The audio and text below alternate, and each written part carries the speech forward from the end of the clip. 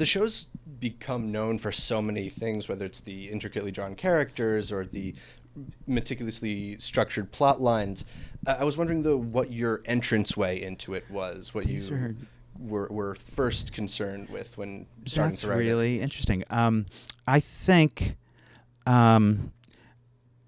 it's an interesting question. Like, I could have a different answer on a different day, but I think in a way I really wanted to. I had worked in sitcom for a long time, and I really wanted the show to be funny. That just kind of went without saying. But surprisingly, a lot of people who do single camera comedies aren't going for funny, right?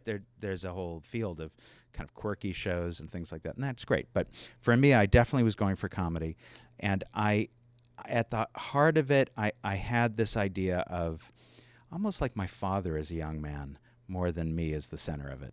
Because I'd done a show that kind of made fun of my father, and I thought, well, let me put him in the middle and try to see it through somebody else's eyes. Try to see that, he had worked for his father for a long time without being named a true partner of his law firm, and just little things like that.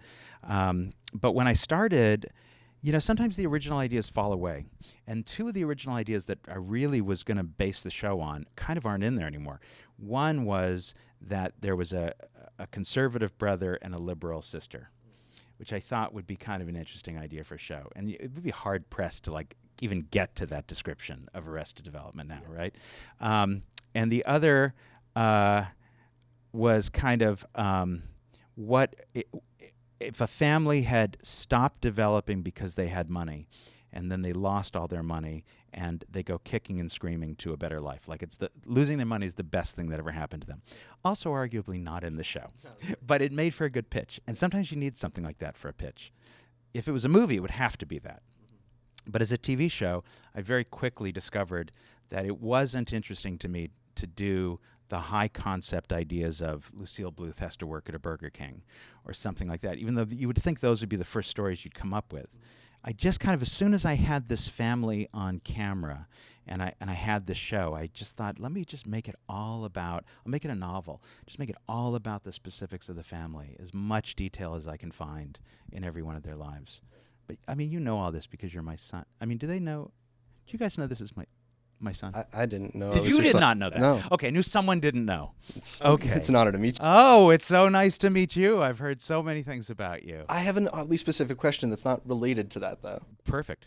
So in the pilot, it's just a small detail where the company Michael ends up interviewing for is Sitwell Industries. Yes. And that, of course, feeds into the Stan Sitwell, Sally Sitwell plot lines. It also feeds into Standpoor, the Lucille II Corporation. Yes. Standpoor, I forgot about Standpoor. So they can't stand it very well. Exactly.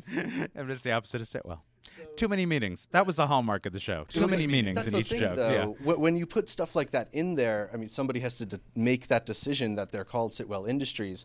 Is it a happy accident that you find these new ways to use it, or how? I would say I actually do have an answer to this. I think sometimes I thought a lot into the future, but that's a little bit of folly because you're never sure if you're going to have a future in TV. So we always knew we were going to do the George Sr. I wanted something where it was like George Sr. was in prison, but he wasn't trying to get out for some reason. And the reason would be there would be some deeper crimes. So that is what became like they were building homes for Saddam Hussein. But I never had a plan to where we were going to do that or anything. With Stan Sitwell, I would say it kind of takes me to this idea of if you apply your chance favors the well-prepared. I think Albert Schweitzer said that.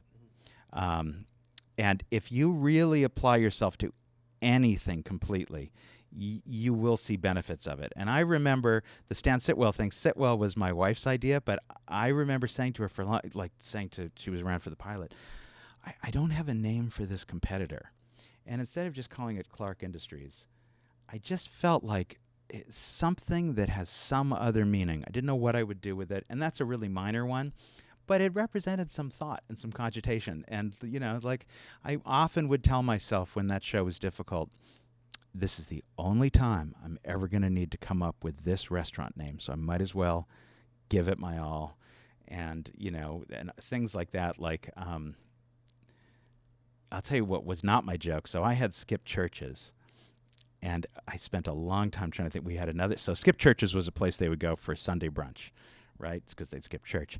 And so then we needed a place we needed another place. And I was like, oh, it'd be so great to come up with something else like a church that means that you missed it. And Barbie Feldman on the show said, Miss Temples, which I just thought was the most brilliant. I mean, the only part of that I had is that I gave it the extra 20 minutes of, God, there must be the name of another thing where you miss a religious ceremony. Miss Temples on Friday night. You can't get into Miss Temples on Friday night or skip churches on Sunday.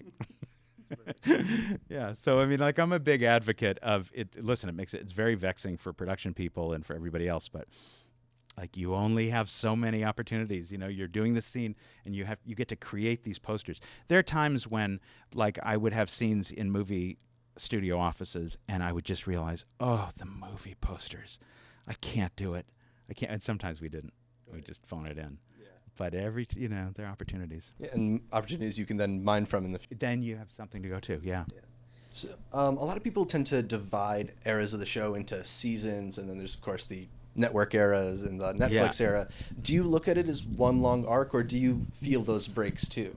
I think I feel the breaks. I mean, they represent times in my life, and they represent different struggles and battles I was dealing with. Each one of those seasons, there was a bunch of different battles. The fourth season, a lot of the battles were creative. I mean, were internal, I should say, and were scheduling and things like that. Now right now I'm cutting a version of season 4 that tells it kind of chronologically, and it's like a whole different era. But yeah, it's funny. You tend to do it. It's almost like college. You know, you think about sophomore year, and like those chapters help. The Netflix thing was very different.